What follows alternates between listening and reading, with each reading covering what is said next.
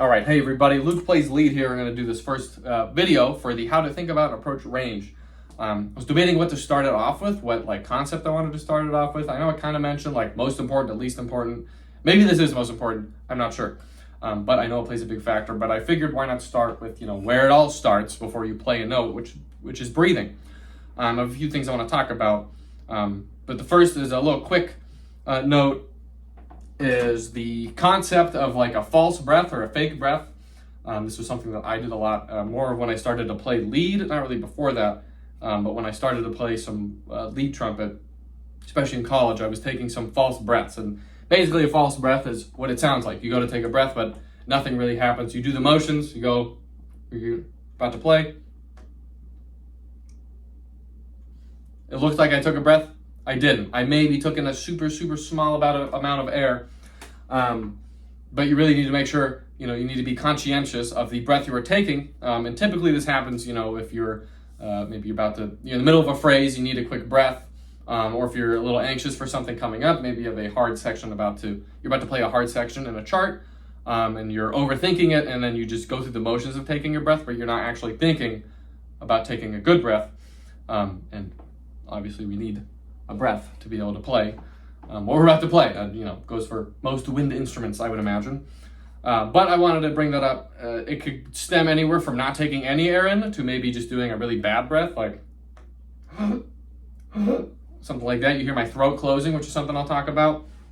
But if I urge you, if you're, especially in the moment, it could happen whenever, but especially in the moment, when you're about to play something, really try to maybe don't make it the only thing you think about, but try to make sure you are taking a full breath and a good breath.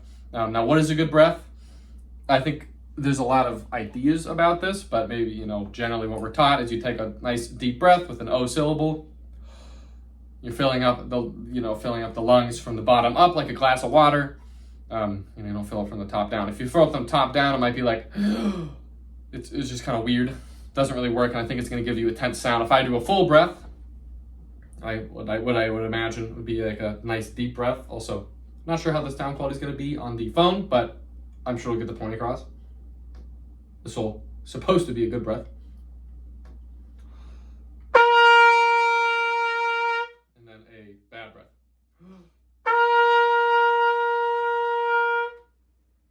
I know for me at least, it was very apparent which one was a good breath. The open breath was a lot more loud, it was more open. It was more resonant, more importantly than just being open and loud. It was more resonant, which is probably the most important thing when it comes to your sound. But whether that's happening in the moment or in practice, you really want to make sure that you're taking a good breath. It can be fast, it can be slow. And then the next part I want to get into is taking a breath for what you are about to play. This is something Louie and I talked about in our interview. If you don't watch it, you should go watch it. It's pretty long, so maybe you can put it on in the background while you're cleaning or doing something. But you should breathe what you're about to play. If I'm about to play, I don't know, my lips are pretty swollen right now, so this might not, my lips are very tight right now, so it might sound terrible. But if I'm about to play the second movement of the Haydn, I'm not gonna go,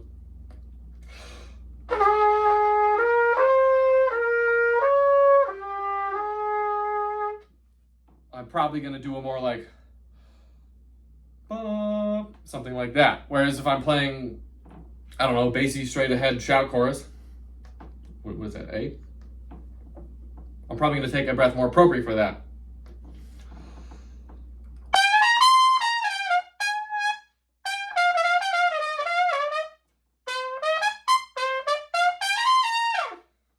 I'm going to take it more, I'm still not going like, I'm not doing that, but I'm taking maybe a little more aggressive breath. I'm filling up a little faster. I don't really know if this is something that, if the breath itself is changing, but I think if anything, it puts your mind in the style you're about to play, maybe rather than actually changing your breath. Like I could definitely play that if I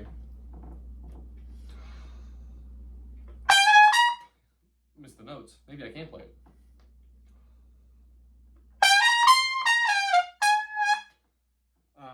So maybe it doesn't actually change your quality of breath, but it might put your mind in a style of what you're about to play, which could probably help you. But that breathing in the style you're about to play, probably important. Not as important as just making sure you're taking a good breath, but I think it can help you in the moment.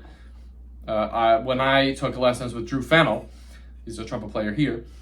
I guess probably don't know where here is. PA. When I was learning the Haydn, what was this, 10th grade? I think it was 10th grade. I was learning the Haydn, I was tensing up on a lot of the sections where there's like maybe 4 beats of rest, maybe not like the 2, 3, 4 measures of rest, but the parts where there are maybe 2 beats of rest or 4 beats of rest, and I was really struggling, like, calming down might not be the right word, but stopping, taking a good breath, and coming back in. And I think this is incredible advice, because I think it absolutely changed the course of the audition and the way I played the piece. But he was saying you should plan out your breaths ahead of time for those sections. So I'm trying to think. Bum bum bum bum bum bum bum bum ba da da da dum ba da da da da dum ba da ba da ba ba ba bum bum ba da da da da ba ba bum. I'm trying to think of the part where it comes in. It's been a while since I played the Haydn. But those sections where if you have 4 beats of rest, maybe like bum coming in, so you're breathing out for 2, breathing in for 2, or whatever it might be. Maybe it's 3 beats, breathing out for 2, and then that really, I still remember to this day. I mean, that was like 10 years ago, and I still remember the impact that had on the piece, how much that changed playing it for me, how much that was really, really helping me. So that doesn't have to be just for classical pieces or even just a Haydn. That could be for jazz as well. It can be for a lead chart. It can be for anything. But if you're struggling with some of those shorter sections of rest, maybe resetting up or whatever you're doing, maybe try something like that, planning it out ahead of time. All right, the next thing I want to talk about is really hammering in. I think probably a lot of people are doing this, maybe a lot of younger players, but closing your throat while you take a breath. And a lot of people don't even know they do it. It is not just going, that's not closing, like any tension in your throat when you're about to play is going to, be maybe not detrimental. It's going to be very bad for your playing and your sound in particular, and even your range, if that's what you're trying to do. Closing your throat. If I try to play, a C slur with a closed throat.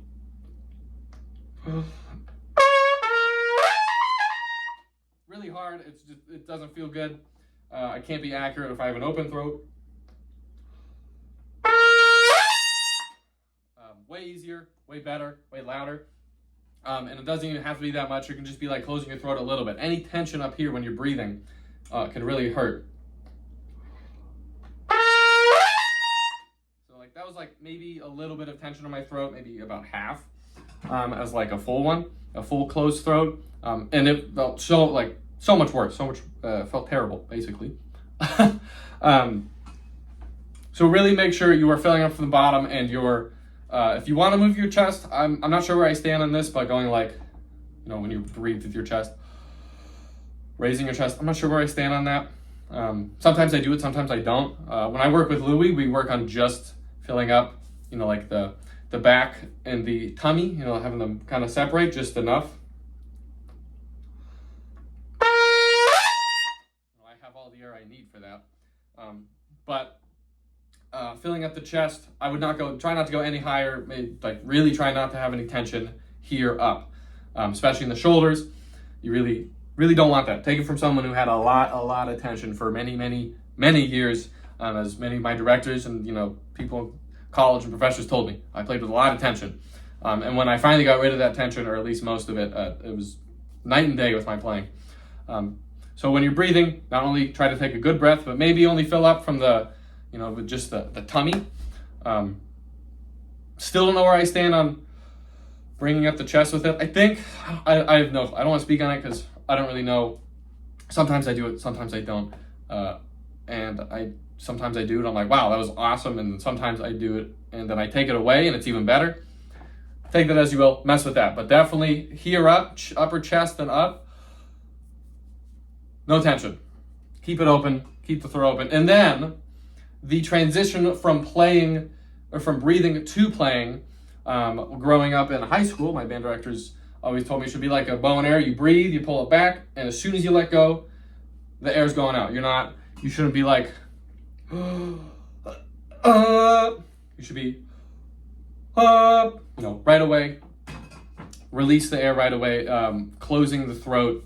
That you could probably stop after your breath and play with an open throat, but it's way harder, and I think it's way easier just to go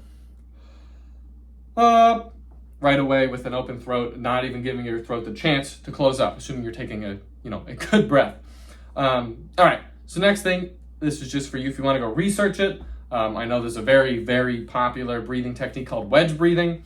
I'm pretty sure that Bobby Shue is the one who maybe popularized it. I don't know who started it or invented it or maybe coined the term.